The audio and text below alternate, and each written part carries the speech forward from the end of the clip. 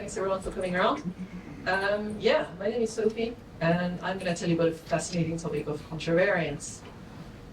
So the motivation for this talk is pretty humble. A few months ago, one of the junior developers in my team walked up to me and asked me point blank, okay, what's contravariance, and can you give me a few examples of it? And you know, when you're the lead engineer on a project, like, you're supposed to kind of know what you're talking about, or at least you have to maintain the illusion that you sort of know what's going on. And yeah, I think that illusion just crumbled that day. I didn't have a good example. I didn't have a good explanation I could offer her.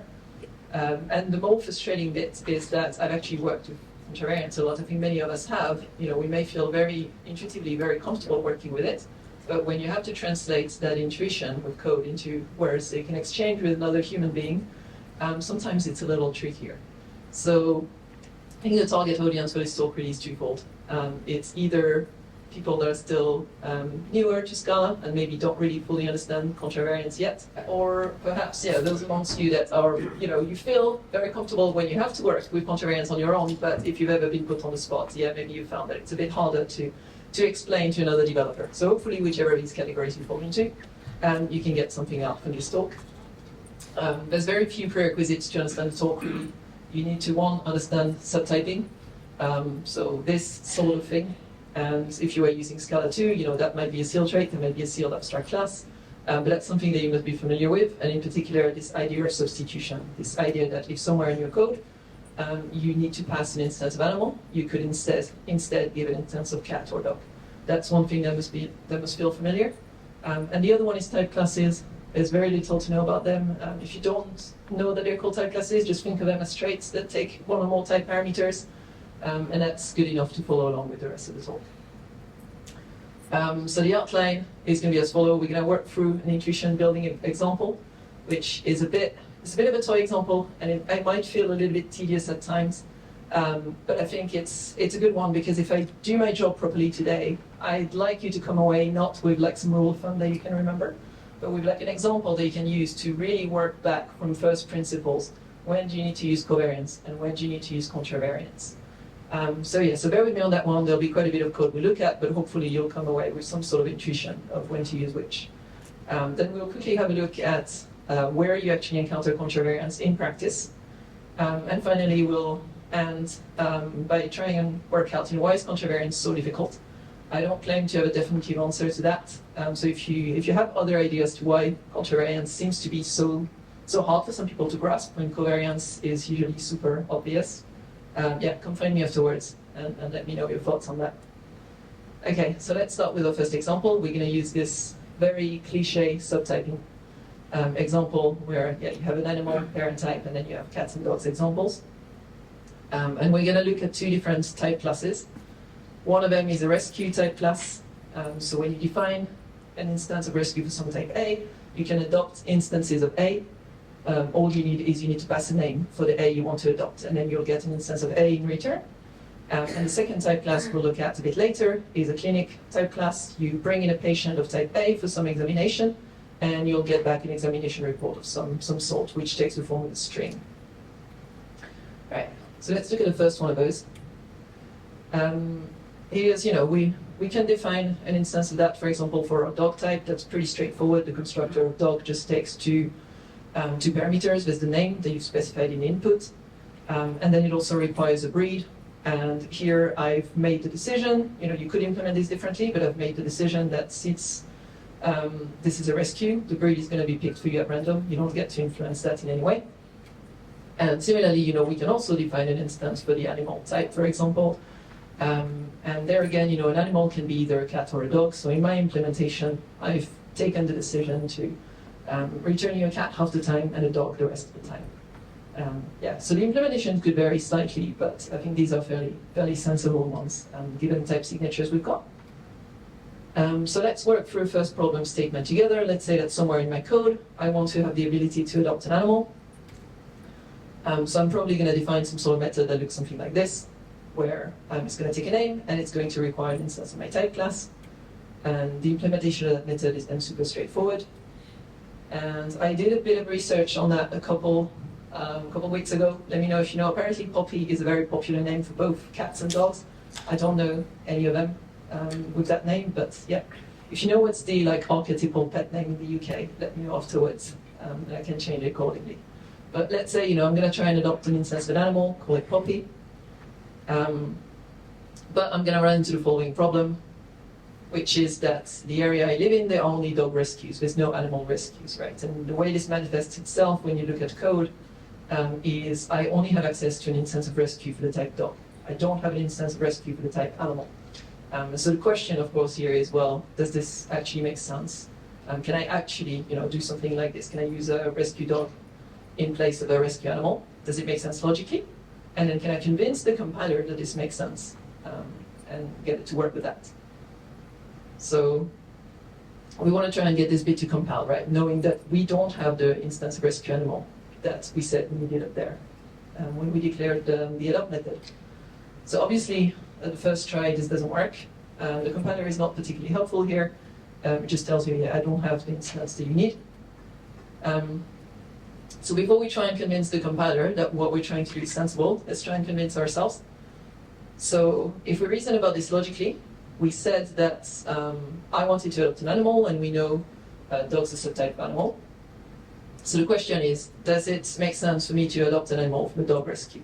So the question really is, can I use that instance of rescue for the type dog in place of the instance of rescue for the type animal? Like, does that actually make sense? And the answer is yes. It's more specific than what I asked for, but more specific is generally acceptable, right? That seems sensible. And when you go through this reasoning, to convince myself that what I'm trying to do is sensible, I like to flip the situation around and see that the other way around would make no sense. So if I said that I wanted to adopt a dog, and again, we know dog's a type animal, could I adopt it from an animal rescue? That wouldn't work given the type signatures we have, because an instance of rescue for animal will return me an instance of animal, which is more than general than what I require. So it doesn't work the other way around. And I like to do that exercise because usually the substitution should function in one direction, not in the other. And that's a good way to convince yourself that the way you've identified that should work is the right one. Okay. So since this makes sense, we should be able to get this code to compile. And the first thing we can do is we can try and force the compiler to take our instance of rescue for dog, which of course at first it will refuse. And it's going to give us the following error message. Now, I'm fairly new to Scala 3.3, so this is the error message in Scala 3.3, which simplifies to that. But if you know, maybe I'm missing a compiler flag or something. In Scala 2.13, the compiler was a bit more helpful, and it actually gave me a hint as to how I could fix my problem. So it used to tell me, look, I noticed that dog's a subtype of animal, but your trait rescue is invariant in type A. So I think you need to do that thing here, which is add a little plus. So let me know. Maybe I'm missing something. Maybe that functionality is here in Scala 3. But Scala 2.13 it was slightly more helpful. Again, so we've convinced ourselves that what we're trying to do logically makes sense. How do we convince the compiler? Well, to convince the compiler you can use one thing as substitute for the other is you have to use subtyping. Right? So the only way you can convince the compiler that it makes sense for you to use an instance of rescue dog in place of an instance of rescue animal is you must enforce this here. You must make rescue dog a subtype of rescue animal. And of course, that's what covariance does. And that's what the compiler suggested when it said you add this little plus here. When you have a type parameter that's covariant in a type class, then whatever relationship you had in your type A is kind of lifted up into your type class, if you will. So that relationship that we had between dog and animal is lifted up into the rescue type class and it's preserved there. And if you can do that, then the compiler should, in theory, accept what we're trying to do now.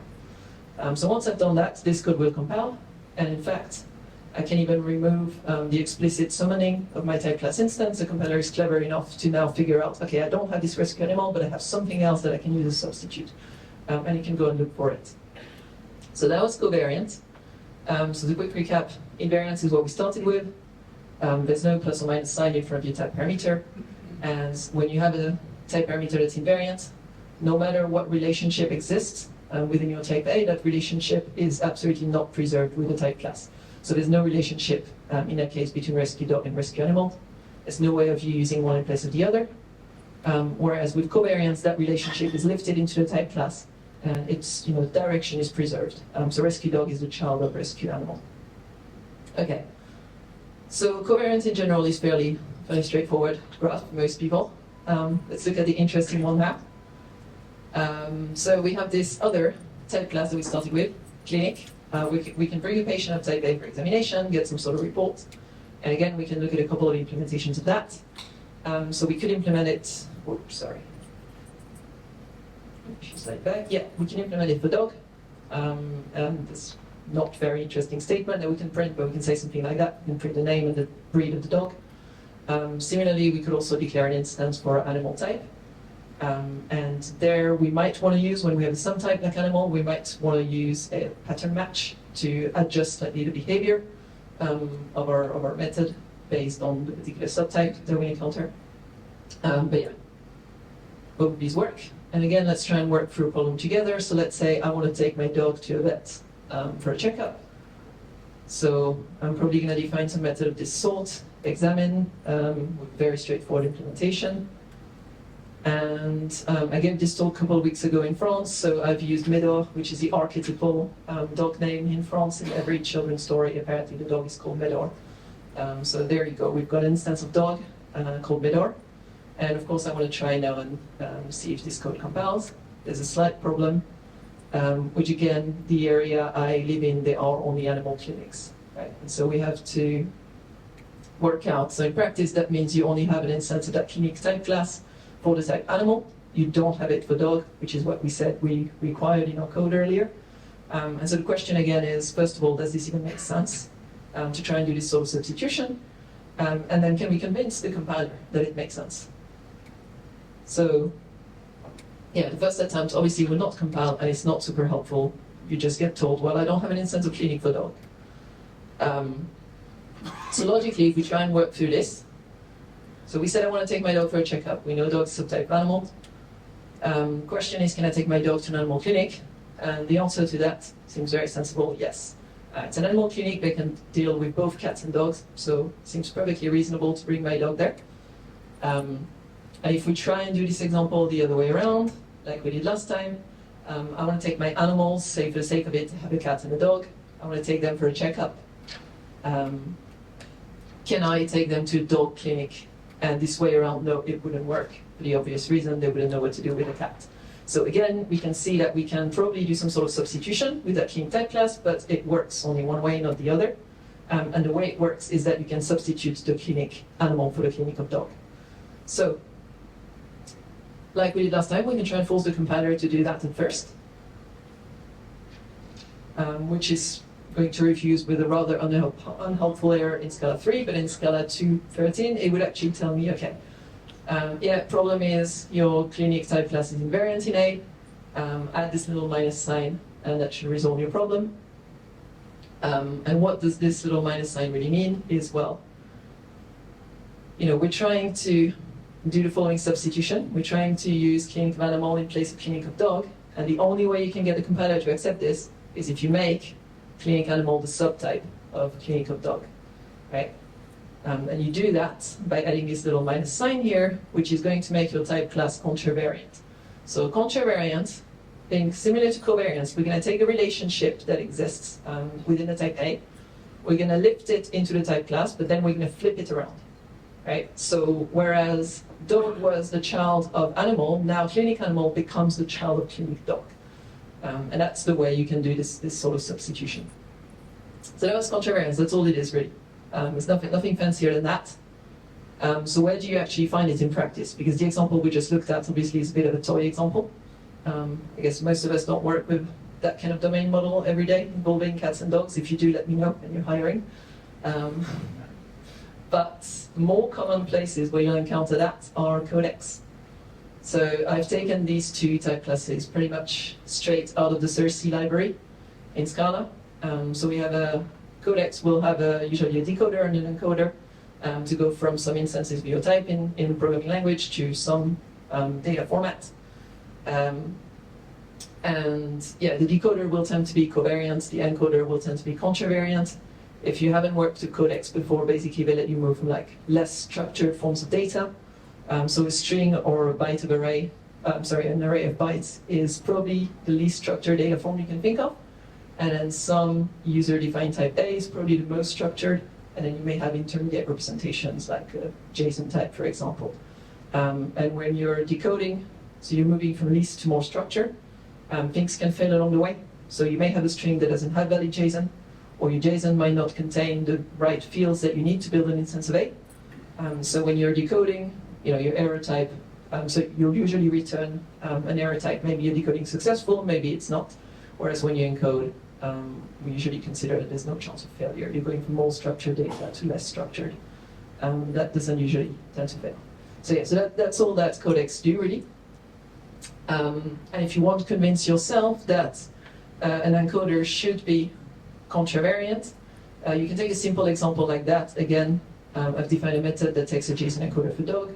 I've got an instance of dog, and I first try to encode the dog with a JSON encoder for dog, and that compiles, of course.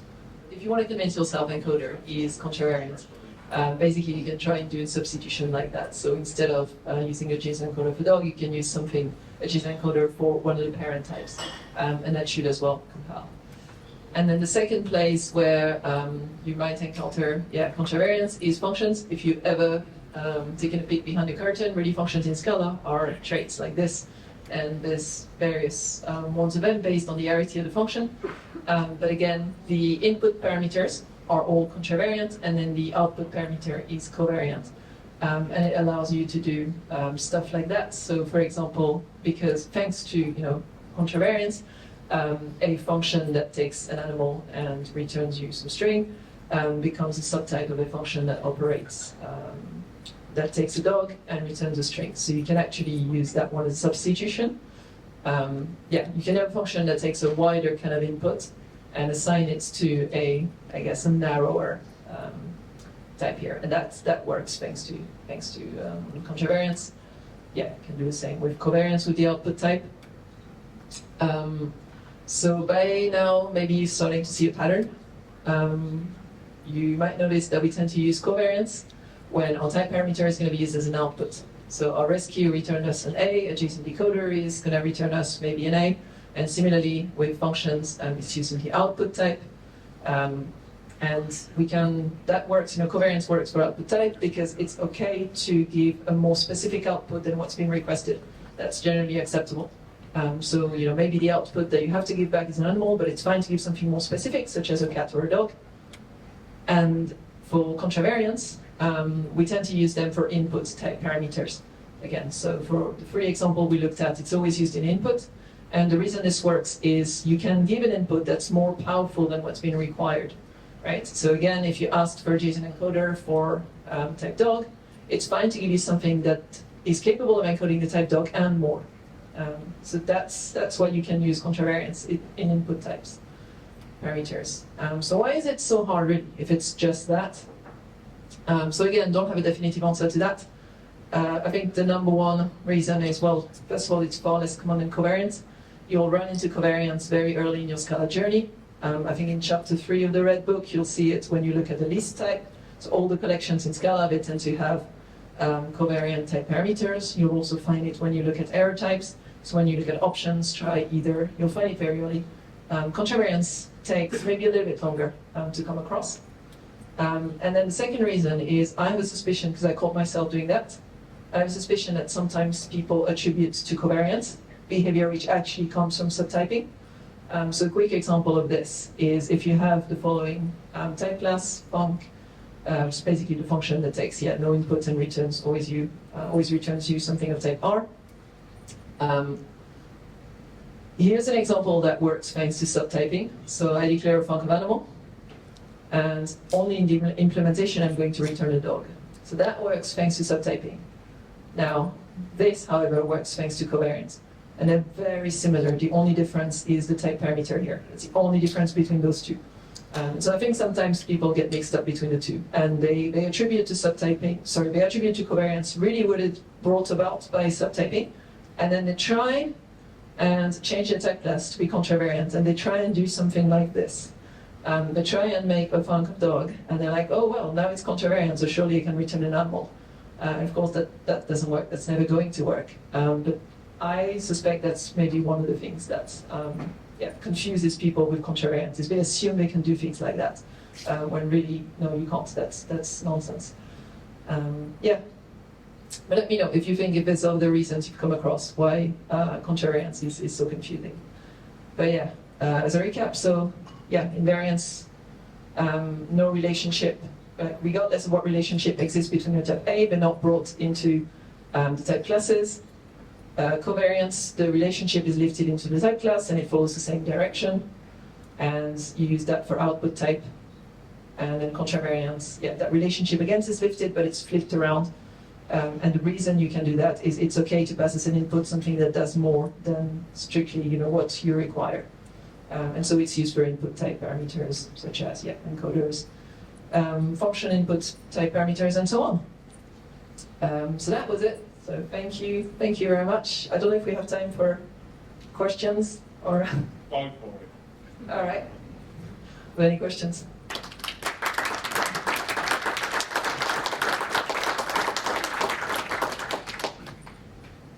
Go for it. I don't know if we have a second microphone now. Did the junior understand it? I think she did. At least she said she did. I haven't tested the understanding.